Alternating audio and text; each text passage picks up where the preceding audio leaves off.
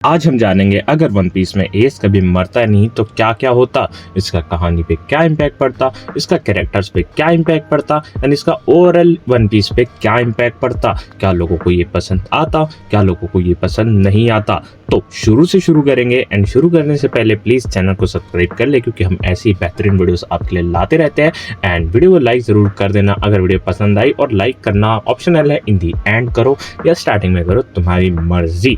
तो चलो शुरू करते हैं। तो सबसे पहले तो मैं तुमको बता दूं कि अभी हम लोग वीडियो को 3 भाग में डिवाइड करने वाले हैं कि अगर एस नहीं मरता तो कैसे नहीं मरता, क्या होता उधर कि एस मरता नहीं, उसके बाद अगर एस को बचा लिया जाता तो मरीन फोर्ड पे ऐसा क्या होता, क्या मरीन हार जाते, क्या एस वाली टीम जीत जाती, या व्हाइट बियर्ड का क्या रिएक्शन होता, शैंक उधर क्या करता, एंड उसके बाद हम जानेंगे कि कहानी पे इसका इम्पैक्ट क्या पड़ता, लूफी पे इसका इम्पैक्ट क्या पड़ता एंड अदरवाइज इसका टोटल इम्पैक्ट हमें क्या देखने के लिए मिलता। तो चलो शुरू से शुरू करते हैं। तो सबसे पहले हम लोग जान लेते कि एस अगर नहीं मरता तो कैसे नहीं मरता। तो सबसे पहला कारण यही है कि एस को लूफी ने तो था ऑलमोस्ट बचा लिया था, और मैं यहाँ पे मानता हूँ कि जो एस था लूफी के सामने आके फालतू में ही मरा था, क्योंकि लूफी जो था आका इनो को आराम से डॉज कर सकता था, भले ही वो हालत में नहीं था, लेकिन एस यहाँ पे एकदम फालतू मौत मरा था। मेरे को जहां तक लगता है, आपको क्या लगता है वो आप अपने विचार कमेंट में बता सकते हैं। लेकिन अगर एस उसके सामने नहीं आता तो लूफी आराम से उसे डॉज कर लेता या कोई ना कोई उसे बचा ही लेता,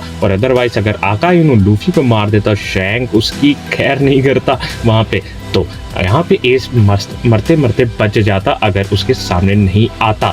दूसरा कारण है, अगर गार्प एस को बचाना चाहता तो वो गार्प तीनों एडमिरल को अकेला धो सकता है, वो इतना ज्यादा पावरफुल था। क्रीट एडमिरल में उसको थोड़ी सी दिक्कत आती, लेकिन अगर वो व्हाइट बियर्ड के साथ मिलकर धोना चाहता तो धो सकता। लेकिन गार्ड एक बहुत अच्छा मरीन है, वो ऐसा कभी नहीं करता। लेकिन अगर गार्ड ऐसा करता तो आराम से वो सबको हरा सकता था, इसमें कोई दिक्कत वाली बात नहीं थी। तुमने देखा होगा कि गार्प लूफी के सामने आता, लेकिन वो जानबूझ के पिट गया था क्योंकि वो अपने ग्रैंडसन के अगेंस्ट कैसे किसी से लड़ सकता है। तो एक कारण होता कि अगर गार्प उसे बचाना चाहता था वो आराम से उसे कब का बचा चुका होता।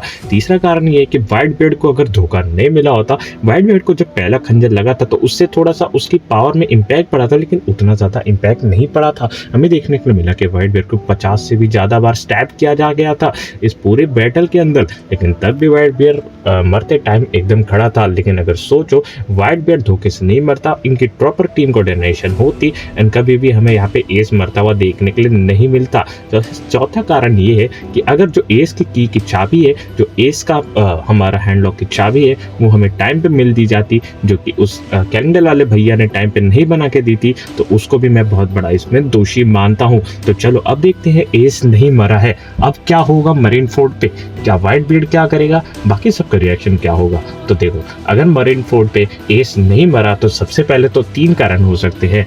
या तो व्हाइट बियर्ड जीत जाएगा मरीन्स के अगेंस्ट में एंड सारे एडमिरल्स को हरा देगा, लेकिन इन द एंड जाके वो गार्प से तो पिटने ही वाला है। व्हाइट बियर्ड गार्प जितना ताकतवर नहीं है, इसलिए हमें देखने के लिए मिलता है कि गार्प से अगर व्हाइट बियर्ड लड़ा तो वो पिट ही जाएगा, भले ही शैंक उसकी मदद क्यों ना करे, क्योंकि गार्प बहुत ज्यादा पावरफुल है। लेकिन हमें एक और चीज देखने को मिलती है, यहाँ पे ड्रॉ देखने को मिल सकता है, दोनों वहीं पे बैटल को खत्म करेंगे। व्हाइट बियर्ड ने सबक सिखा दिया मरीन्स को, उन्हीं के बेस में घुस के मारा एंड एस को छुड़ा लिया एंड अपने अपने रास्ते निकल जाएंगे। तीसरा कारण नहीं हो सकता कि मरीन व्हाइट बियर्ड को हरा दे, जो कि मुझे कभी भी पॉसिबल नहीं लगता है, लेकिन ये पॉसिबल हो सकता है।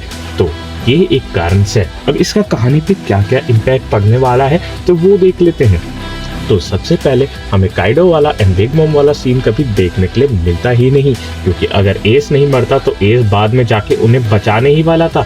इसी दौरान से एस वहां पे पिटा था, और अगर एस उनको बचाने वाला था तो उसका पूरा व्हाइट बियर्ड क्रू उसके साथ जाता एंड काइडो को धो के रख देते वो लोग अपने में ही। एंड यहाँ पे हमें लूफी वर्सेस काइडो कभी भी देखने के लिए नहीं मिलता, और यहाँ पे हमें लूफी इतना पावरफुल भी देखने के लिए नहीं मिलता, क्योंकि एस के मरने के बाद ही लूफी ने अपने आप को इतना पावरफुल बनाया एंड उसके क्रू ने अपने आप को इतना ज्यादा पावरफुल बनाया।